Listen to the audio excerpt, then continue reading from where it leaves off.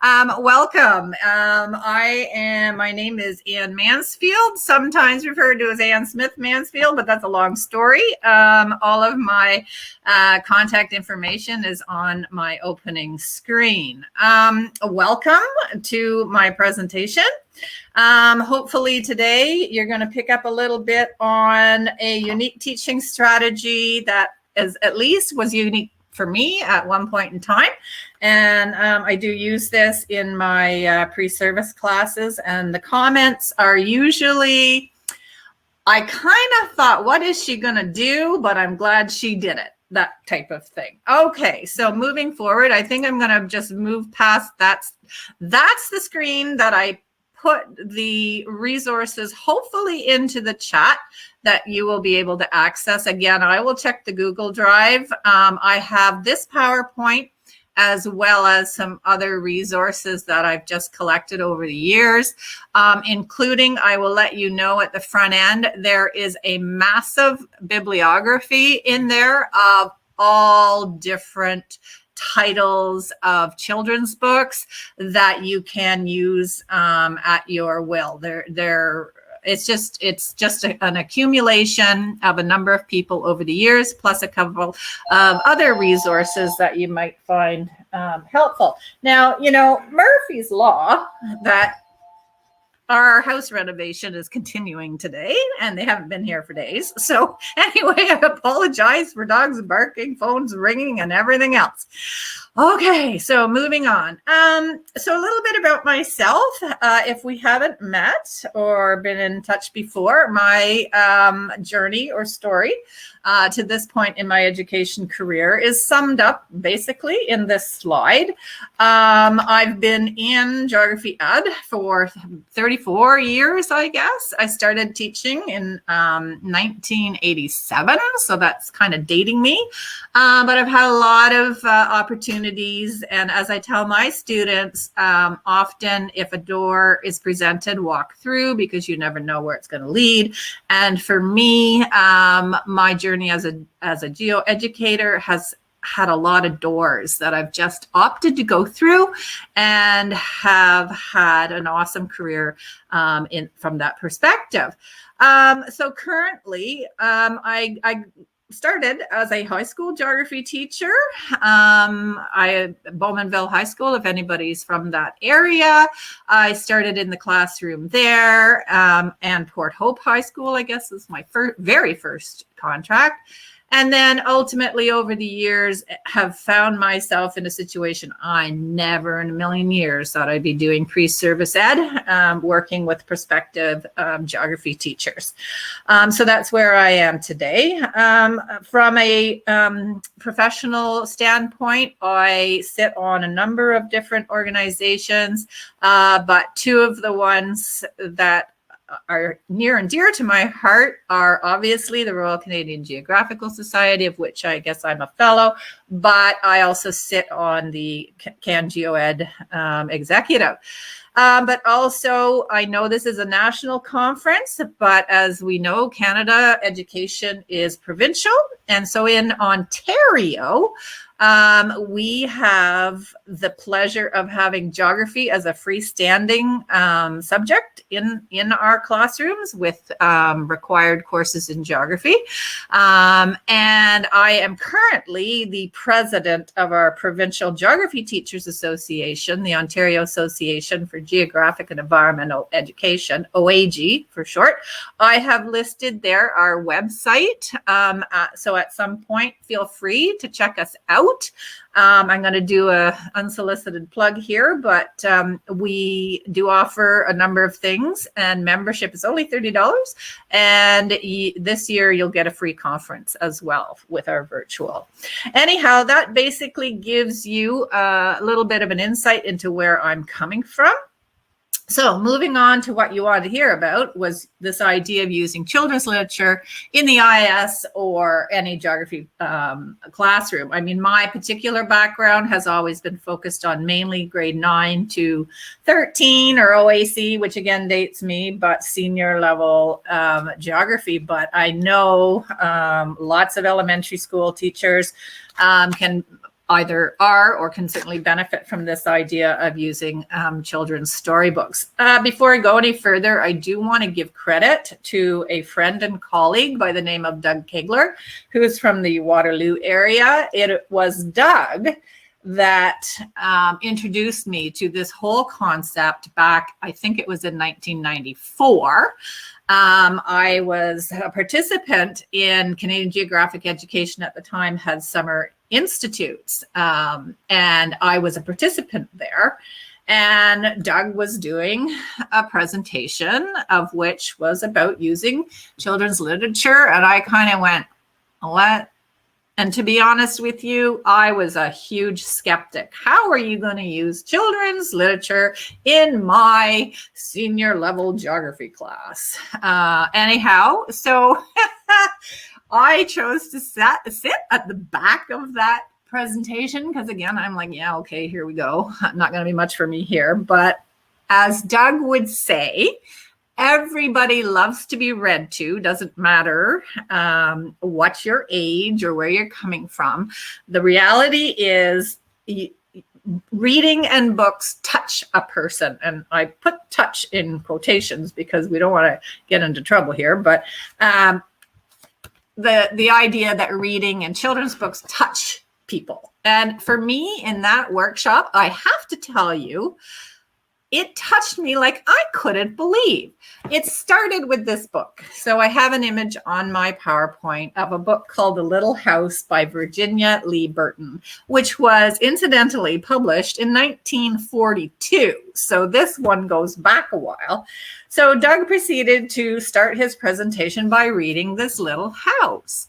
And I literally almost started to cry in this presentation because this was a book that my mother used to read to me when I was a little girl. Who knows what role it played in my interest in geo down the line.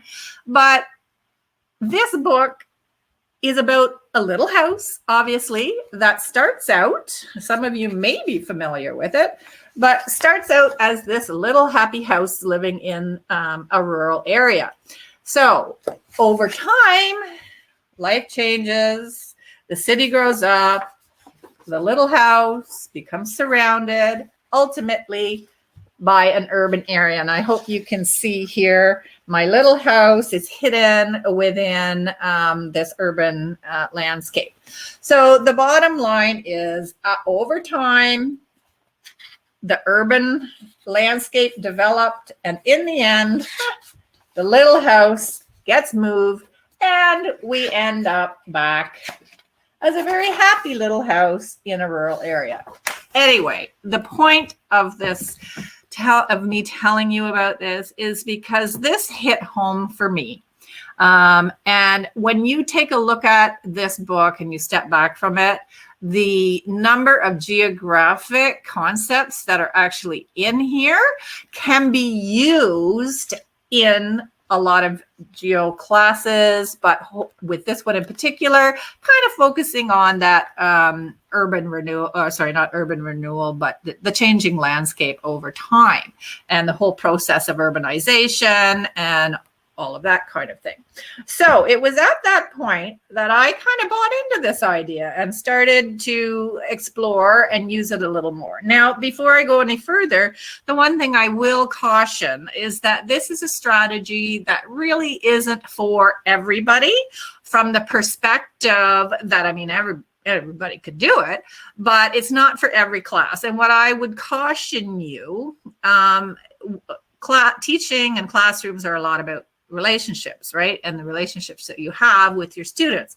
And the one thing I would say is, before you try this kind of thing, especially with your senior kids, make sure that you've got, you know, a pretty good relationship with them, because otherwise some of them will tune out and like, what's she doing kind of thing. You need that rapport or relationship with your students for this to actually fly. So anyway, fast forward to Bowmanville High School, there was a book similar to this one. I don't have the book anymore, but basically I decided to try this in my grade 11 at the time physical geography class. And so I had this storybook and I was sitting at the front of the room and I'm, starting to read. And we had a new student in the class. And this new student was sitting towards the back of the room. And so I get up. I had one of those science bench type classrooms. And I got up and I start to read my story. And he goes, Miss Smith, raises his hand, this new student. He said, "You're not doing it right." And I'm like, okay, this is the first time out trying this kind of strategy. And I've got a student that's telling me I'm not doing it right. Anyhow, so turns out, small world, this student had transferred from the very school that my friend and colleague Doug Kegler had been teaching at. And the student had been in Doug's class and had seen the expert at work.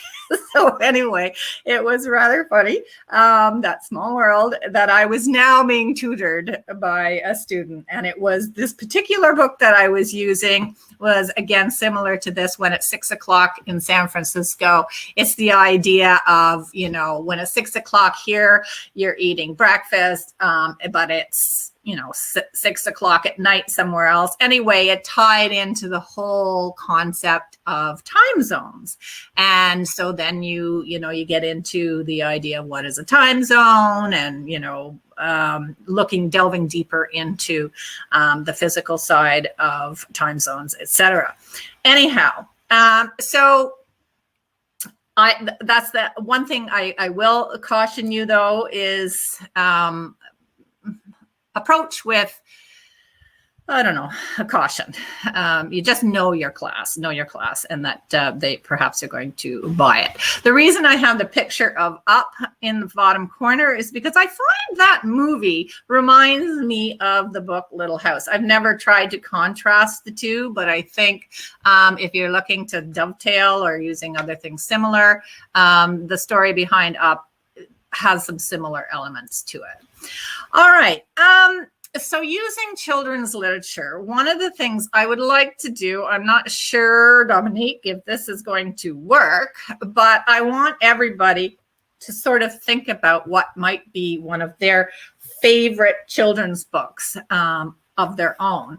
And I thought what we could do is I've created a Jamboard, and I'm afraid to click this because what I was hoping folks would do, but I think I may have to. Dominique, are you there? Yeah. Yes, I'm still here, Anne. You're still there. Okay. Yes. I think I've lost my. I was trying to open up my Jamboard. Can people see that? Can people see the Jamboard? Yeah, we can see the Jamboard open, and I have people saying that that they have the Jamboard open. I'll just quickly pop it. Yes, I'm seeing. I've got a few members in there. Yeah, I'll pop it into the chat again. Thank you. Just so that people can see it. Yeah, so we can see it, Anne. So you're good to continue. If this is the screen, you'd like your Jamboard to be the screen. It's a world map. Yep. So basically, some of you may or may not be familiar with this little software piece using Jamboard. But basically what I'm asking you to do at this point, you'll see on the sticky, I've put in The Little House, which is the name of my favorite storybook. I'm just wondering, out of curiosity, if some of you have a favorite children's book, and you could create a sticky and put the name of that, and then let's make it geographical, because every story or book has a location. And so I've stuck mine over North America because the images within this book would suggest that it's taken place, well, probably in the States, but somewhere in North America. So if anybody wants to give that a try, you can stick a sticky with the name of a favorite children's book that you have in your head. And I'll come back to this a little while. The Jamboard is open. I don't have to share it all the time, but give it a thought. And I see some stickies coming in. Awesome. And I'll come back to this maybe towards the end of the presentation, and we'll see what we have. All right, Dominique, I want to go back to my stop share. I want to go back to my regular presentation now. There we go. Am I back? No, you're not on your presentation yet. I have to go into this. I'm going to share it. Are we back? You are back, yes. Thank you. All right. So, all right. As folks are thinking about that, one of the things you can do as well, and children's books are a perfect opportunity to use as a vehicle for examining the concepts of geographic thinking. Many of you are becoming more and more familiar with the definition of geography that goes what is where, why there, why care, and what next.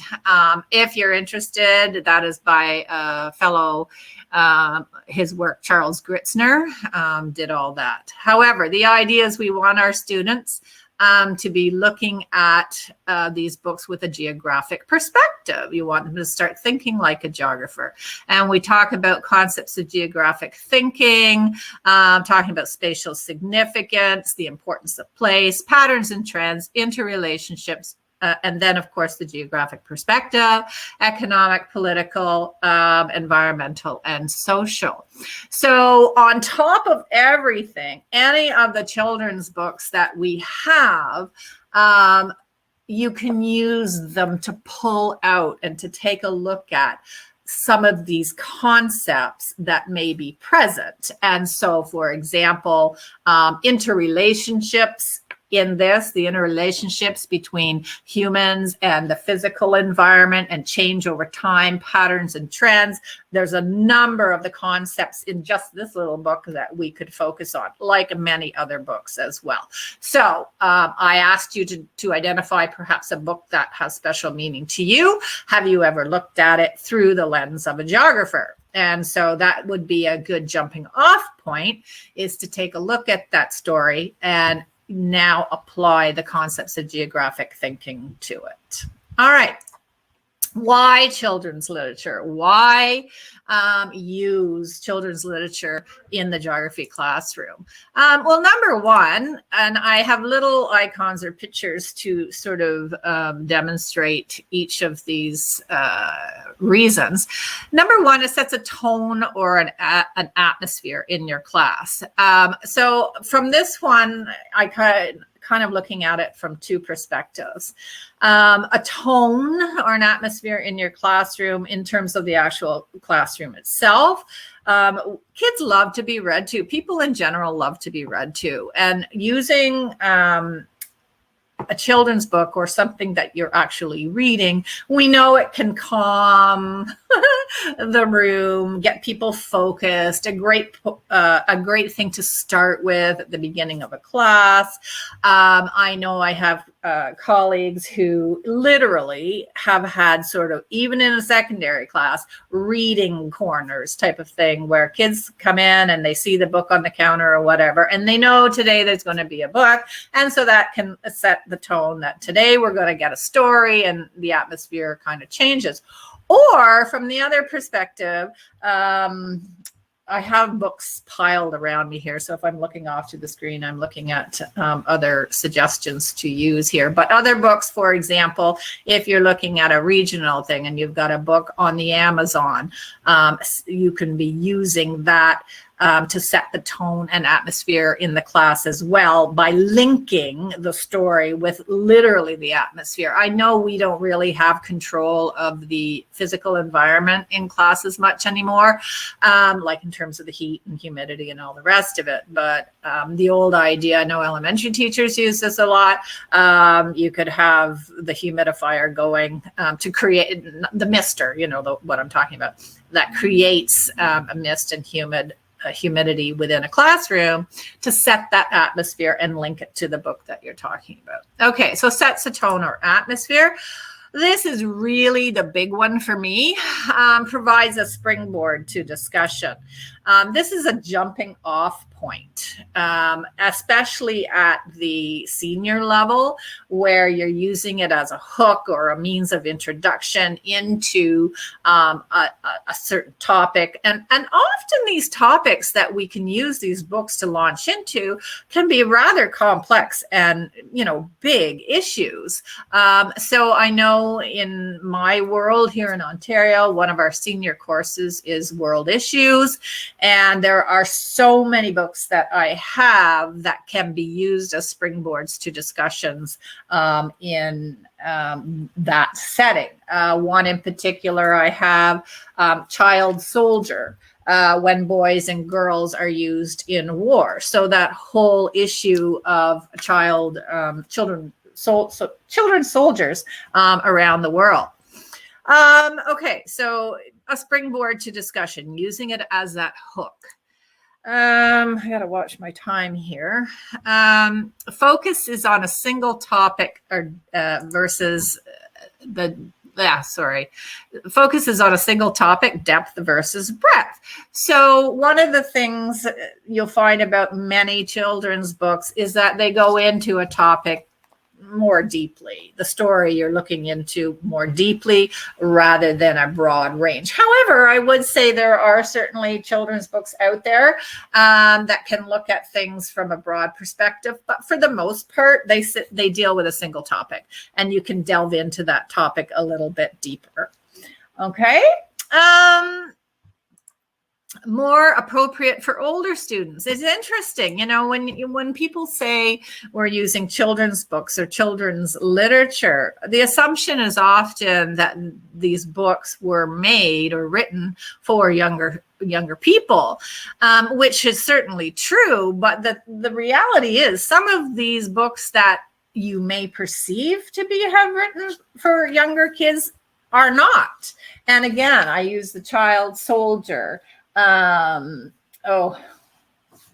Talking about the Canadian Shield, these are children's books, but they're not necessarily aimed at a younger audience. So some books are more appropriate for older students, and also the way the book is written, the type of book, the style of book that you're dealing with may be better for older students as well. Which links in with the next point. Some books, and my understanding is authors do this to keep the attention of the parents that are reading often the books to their children. That is written at two levels.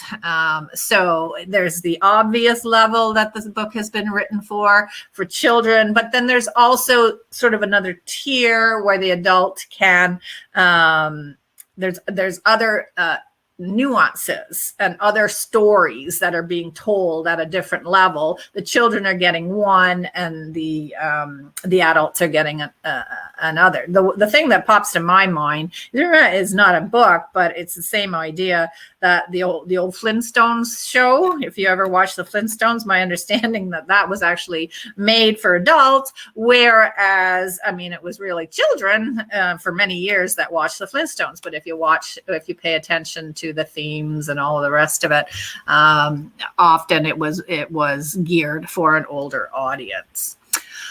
Okay, moving forward, learn to read the pictures. There's an awful lot of storytelling that goes in to a book just by the pictures alone. And one type of book that is out there that you may or may not be familiar with are books now that don't have any words. And your students can learn to actually read what's in the picture. I'll use the example of, some of you may be familiar with this author, Jeannie Becker. I think she used to be in the fashion industry, I think, but anyway, has moved to being an author. But she's written a couple of different style books that I have here, one of which is Home. This is going to come up a little bit later, but the style of book, there are no words. And so read the pictures. Get your students to actually take a look at what's in the picture. the physical landscape, the human landscape, interactions. All of those concepts of geographic thinking that I mentioned a few minutes ago can be borne out in some respects by looking at the pictures. So I just included a picture of a penguin here. What can you learn about the picture or the geography or the place rather by looking at the picture of the penguin? Well, number one, hopefully people are going to talk about location. I mean, location, where things are is kind of your starting point from a geographic perspective. So the penguin, well, you don't see them running around in downtown Toronto. So where are we talking about? Well, we're talking about cold. Cold environments. Well, is it the north of Canada? Well, no, because if you know anything about penguins, we don't have penguins in the north. So where else on earth is it really, really cold? Driving you to the south. So on and on it goes. What type of penguin? What type of landscape? Arctic deserts. Adam just talked about the Arctic deserts in northern Canada. And that's another piece that often people don't realize, is that Arctic environments are in fact can be a desert as well. Appeals to different learning preferences. Not everybody is really good with, you know, the chalk and talk type of presentation. We all know that successful teaching really involves a lot of variety. So using children's books can appeal to different learning preferences, whether that's visual, hearing the story, seeing the story, the auditory, the hearing it. How can you spin this out to the kinesthetic learner or the read and write preferences? And some of the ways in which you can do that are going to come up a little bit later as well. A model for student reporting. So let's go back to the learning preferences, reading and writing, using the format of a children's book as, quote, a form of reporting. So rather than, you know, create an essay, having students create some type of, quote, book, write a storybook about your topic. I've never written a children's storybook for sure, but my understanding from talking to those people that have is that writing a children's storybook can be a much more difficult experience than actually writing an essay or something similar. So anyway, it gives you the opportunity to use it as a different form of assessment or reporting, having students do a project. Boy, I can tell I'm out of practice from teaching. I'm fumbling all over my tongue here. Opportunities for integration. So this is an interesting one. You got a book. Well, you know, if you got a book, most people automatically assume in a secondary environment, that's going to be used in the English department.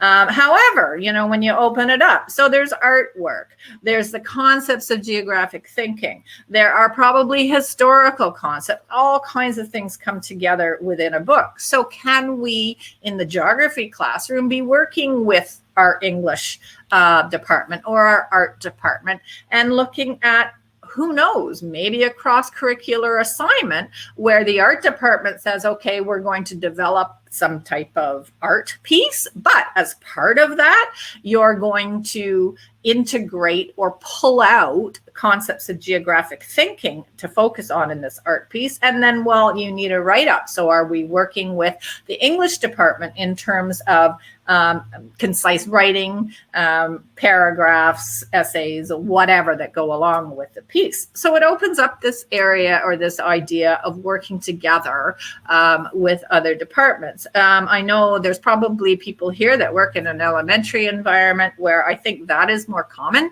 than perhaps in the secondary panel, where there tends to be these little worlds, and getting the worlds to kind of talk to each other, subject-based worlds. Even though I believe in subject specialties, I also believe that the specialties can offer things to other people and we can work together. And this is a perfect example of how that can go about. All right, so specific strategies. Now, I've mentioned a couple of these leading up to this point, but different kinds of books exist. I mean, they're not all one storybook isn't necessarily the same as another child's book. The window and the home, and there's another example of home as well. Dealing with changes in the landscape over time, that whole concept of urbanization, which again, I go back to my little house example, using it as an example and a jumping off point to deal with those concepts. I'm not sure, I'm not going to press the link because it's going to take me to a place I can't get us back to here. But in the PowerPoint, if you are, you'll have a copy of this. If you go, you're familiar with the resource of Gapminder, the Hans Rowling resource. There is within that something called Dollar Street. And basically what Dollar Street does is it looks at life in various places over around the world. And so, for example, you can look at income, a certain amount of income that the family in one part of the world and what their life is like compared to somebody else in another part of the world based on their income. And there are different variables that you can use. But myself, I see a nice pairing of using not just these particular books, but books in general, pairing it with using that resource of Dollar Street. So if you haven't had a chance to look at the Hans Rowling material and particularly Dollar Street, I would recommend that. So, and again, just to reiterate, these books that don't have words, and it goes back to the use of reading the pictures, what is happening in the pictures, describe the sense of place, what interrelationships are happening, or rather are evident. Anyhow, I could go on with this stuff, but I am very conscious of the time. A lot of books are regional in nature, and at the very last screen, I think I've recommended when you're building your collection, one of the best ways to get regional books is to buy them in the region that you're visiting. Right here focuses on Newfoundland. Although some of these books may be available in your regular sources, sometimes it's better as well to go into a local bookstore in St. John's or Corner Brook or wherever, because local authors write their own stuff and they're not necessarily available in the mainstream resources, but can be awesome resources in terms of storybooks. All right, so in this particular book, Hold On McGinty, some of you may be familiar with that. The Fishing Summer, Duncan's Way, The Killick. These are all specific names of books that tie into the regional focus on Newfoundland. I know in Ontario, the grade 9 program is focused on Canada and getting to know Canada. And when you get into the issues that Atlantic Canadians deal with, some of these books can be perfect jumping off points to introduce those topics as well. And this one deals with the fishing industry and how one fellow basically not doing too well on the East Coast and takes everything, including his dory, out to the West Coast to see what'll happen if he goes out there to fish.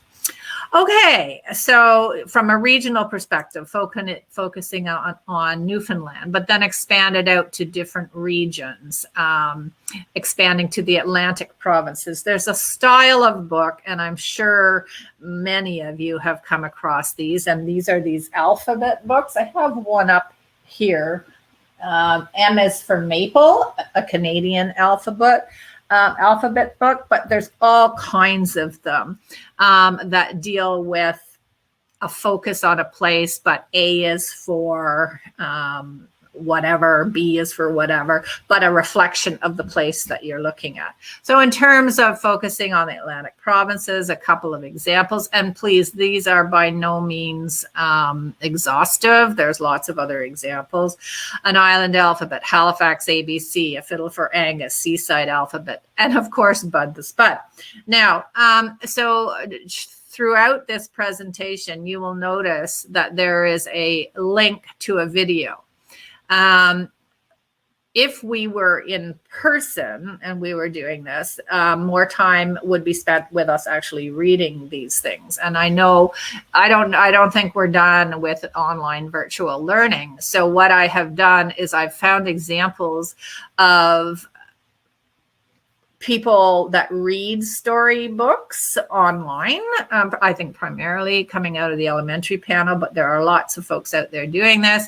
So for example, there's a link to Bud the Spud. If you follow that link, then you will follow that story being read online. And there are a number of those types of examples over the course of this presentation, but it does give you a link to somebody reading that particular story. So again, the ABC books, the idea of developing a theme of place, the human features and the natural features. What was put there by nature? What was put there by humans? Great for focusing in on key terms and ideas. Again, this idea of reading the pictures. I know there's a presentation later today, I think, that focuses on using visuals and pictures in the geo classroom. Again, model for reporting, culminating ideas. Another great example, the ABC Book of Canada. Anytime you're dealing with Canada, of course, you always have the interesting situation of Quebec. And Quebec is a province, obviously, in Canada, but there's also the French piece that plays a part in the story of Canada. And for those of you who are familiar with the hockey sweater, it's a great story to use as a metaphor for for English and French relations in Canada. I did have it here. This one is pretty widely available, I think, and there's also examples of folks reading this one online as well. Okay. There's an author by the name of David Bouchard, and he has Indigenous roots, and he has also some awesome children's books that relate to various places or whatnot across the country. If you're not from the prairie, as an example of one of David Bouchard's books. I know people don't like to cut up a book, but they can be great organizers for a group jigsaw. Photocopying or making images now, digital form makes it a lot easier. Break pages into themes, and again, break pages into geographic concepts. What kinds of concepts can you see by looking at the images from this part of Canada? I have Doug, the person that is my mentor, I guess, in all of this, says, if you ever see anything written by David Bouchard, buy it. Don't even question it, just buy it, because of the value of his types of books for using in the classroom. Books that relate to Native issues. There's one here, a lot of them. I've got one up here, The Elders Are Watching. Especially good when dealing with issues related to the environment and the Native perspective on the value of land and the role of us valuing and protecting the environment. So the whole idea of, and again, by Bouchard as well, with his background, focusing in on that Indigenous piece as well. All kinds of stuff out there to use as jumping off points for teaching environmental issues. The most common of one is probably the Lorax. You know, unless someone like you cares a whole awful lot, nothing is going to get better. It's not. Most of us are familiar with that book, but there are others, many books. that deal with issues related to the environment. The Kapok Tree River Ran Wild, Wolf Island, and I point you back to in the Google Drive. There is this large bibliography that is divided up into sections, and there's some there that deal with the environment. So there's all kinds of other examples of books that can be used. Winston of Churchill is a cute little book. I've used Winston before.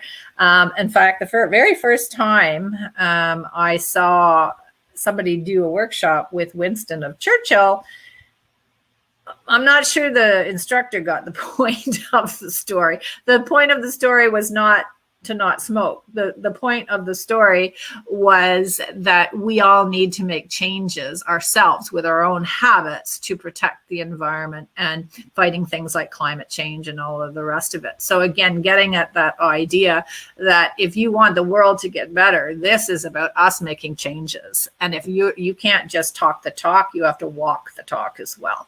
And so Winston of Churchill is a good example of a book that does that. And again, I've offered a link there. Physical geography. This is an oldie.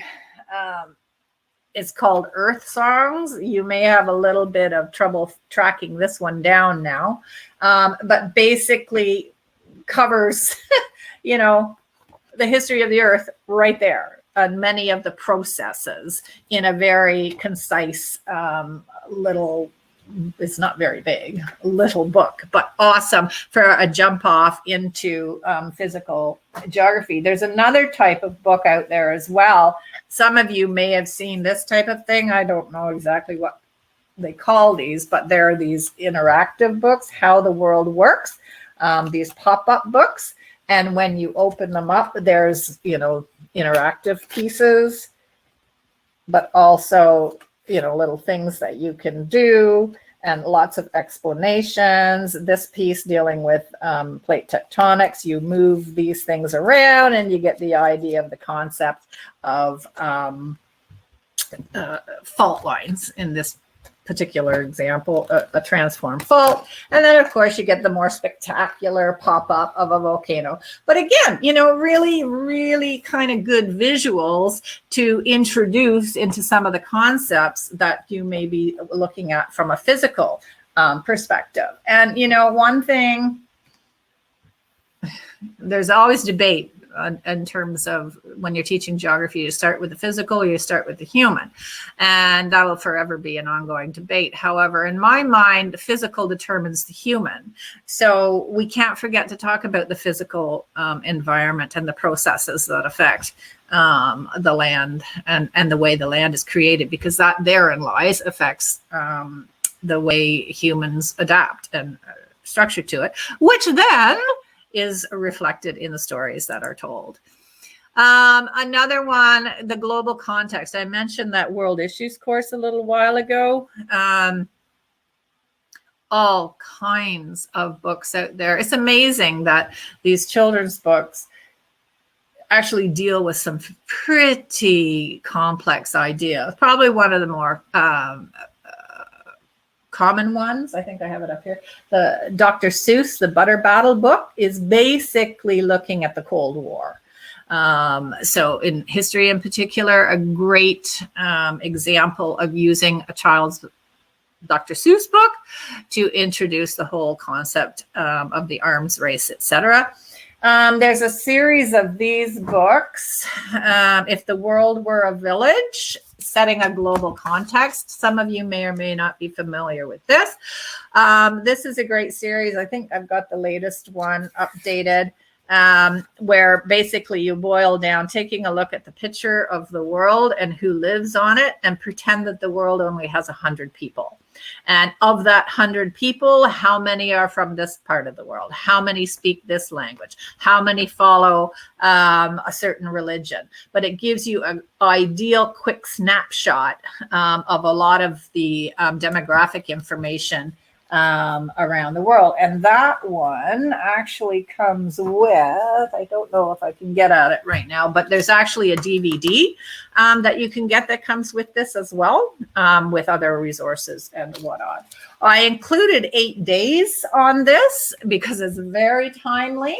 This 8 days, a story of Haiti. So Haiti, unfortunately, in the news lately a lot, with a lot of very heartbreaking images. So what was it? 2010 was the very large earthquake that hit Haiti and did so much damage. A little boy survived that. He was buried for 8 days. And this is his story. And this was from the earthquake of 2010. And talk about timely, because here we are again with poor Haiti undergoing another massive earthquake. But, you know, an introduction into the physical, but as well as the human element and consequences of that. So this is a great little one. 14 Cows for America was a book that is basically deals with, oh, I thought I had it handy. Anyway, it's a book that deals with 9/11. And in some cultures, cows are a reflection of wealth and it's their greatest prized possession, where a gift of 14 cows was offered to the States after the attacks of 9/11. Anyway, the whole global issues things, there's so much out there that one can deal with.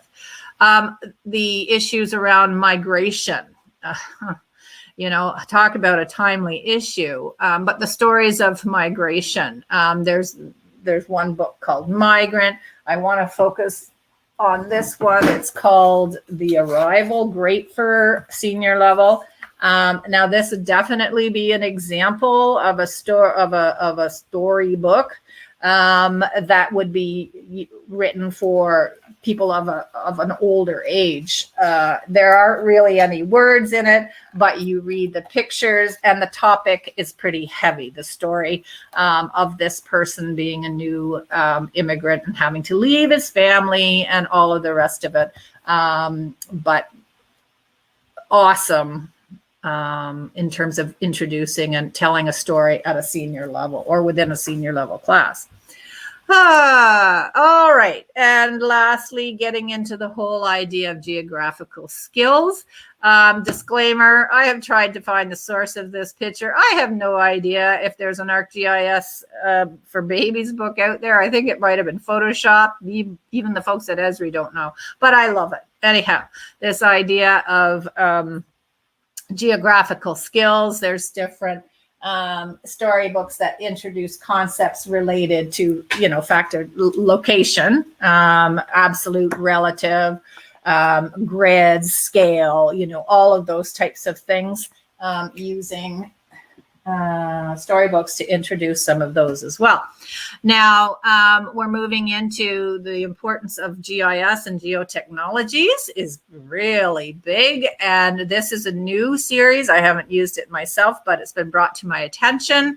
A girl named Lindsay who loves mapping and her story as Lindsay, the GIS professional. I have provided the link there for you to go to and see see some of the things that Lindsay has to offer in terms of the stories about using geotechnologies. Okay, how are we doing for time here? 11:24. Last one, my latest edition. So when Doug retired, I was a beneficiary of a lot of his books, but I have also been building my own book collection. So a couple of weeks ago, my daughter and I were in Gananoque, which is a local community east of here. And we were in a tiny little used / new bookshop. And I found this. Is it a kid's? Yeah. I don't think it's a kids can press because those books are great. But this one is called This is Home and We Do It. This is how we do it. So this whole book looks at different ways of doing different things in different parts of the world. So you've got different people from Japan, Peru, Iran, Russia, India, Italy, and Uganda. And it's their story of, you know, what they do for in their spare time, or, you know, what's it like in their school, or those types of things. So again, it looks at this cross getting outside of North America and looking at how we do things in different parts of the world. And I've also pointed out that this one, I think, could be very easily paired with that whole Dollar Street piece as well. Anyhow, I've fumbled my way through this.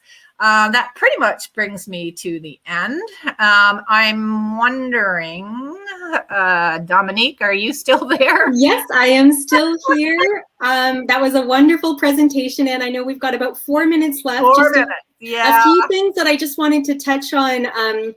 Unfortunately, I think the wonderful Google folder that you shared with us, I think somebody accidentally deleted the 2 documents that were in there. So somebody got in? Yeah, so we are in. Somebody was able to fix the link. Okay. But we're just wondering if you could please upload, I think it was your presentation as well as the library, and then just a reminder for everybody to not actually move or remove the files, but just to download them or to make a copy for yourself. So then that way it won't actually be removing from that share folder. It'll just be transferring to your own personal laptop or computer. Right. Okay. So no worries. I can go in and make sure that is fixed. Okay, perfect. Can I do that post, like after this, or do I have to do that now? No. If you can do it after, I would just ask everybody just to keep that link handy. So, you know, it's in the chat right now. So make sure that you have it somewhere else so that you can access that link. Yeah. And then if there are any issues, just feel free to send a message to me. I'll be around throughout the day. Yeah, so Anne, if you could do that after the presentation, that would be wonderful. No worries. Okay. And we did have a question about if you've ever heard of epic.com or what you think of it. It's a great resource. Have I heard of epic.com? Yeah, Epic, EPIC.com. Students can find almost everything on a huge variety of themes. No, I'm going to just plug that in so I have it to look at later. Yes, I have heard of it before. I haven't explored it myself, but yeah, I've heard that it's a really good site as well. Okay. Yeah, no, that's awesome. I will take a look at that. This is what this is all about, sharing. Yes, and none of us can claim to be an expert on everything. I mean, I certainly haven't read every children's book out in the world. And yeah, I mean, these are just some ideas to get people started. But I think for me, the biggest thing with this one is, unlike me initially being skeptical that you could use this in a secondary panel, which you can. And, you know, I teach at the pre-service level, and I actually have an assignment that my students do where they have to use a piece of children's literature and incorporate it into a geography lesson, basically, and how they would use it. And by and large, most of them really like doing it. But it's like, I was a little, what's she talking about? But yeah, I can see the value now.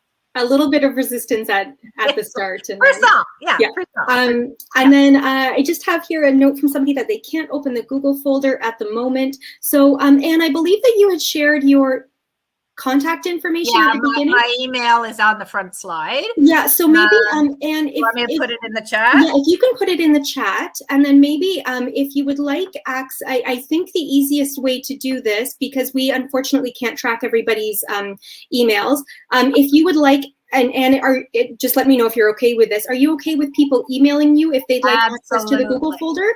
Absolutely. Yeah, okay. I just put my email in the chat there. So that's my Queen's email. So that's the better one for this. Yeah. Perfect. Yeah. So just email Anne if you would like access to the Google folder, and she can arrange that for you. Absolutely. No worries. No problem at all. Listen, my students are always saying to me, Anne, you didn't share it properly. I don't know why. I'm always doing something wrong. Anyway. Technology. Well, we've got, you know, a few seconds left. If you just wanted to say a final word, and I'll hop off the screen and I'll leave it to you. And then there'll be a little 15-minute wellness break before the next round of sessions. Okay. Yeah. And, you know, honestly, email me anytime, no problem. And thank you for coming and joining us. I know there's so many selections of awesome things going on right now. And I see somebody saying something about the librarians, working with your librarians. I've certainly done that here at Queen's. And building the children's book section for both elementary and secondary teachers. And certainly, you know, wanting, in fact, one of the bibliographies I have, the librarian was able to actually purchase a lot of books for our library that were on that. So anyway, folks, yeah, thank you very much, and have a good one. Enjoy the rest of the conference. It's going to be good. Thank you.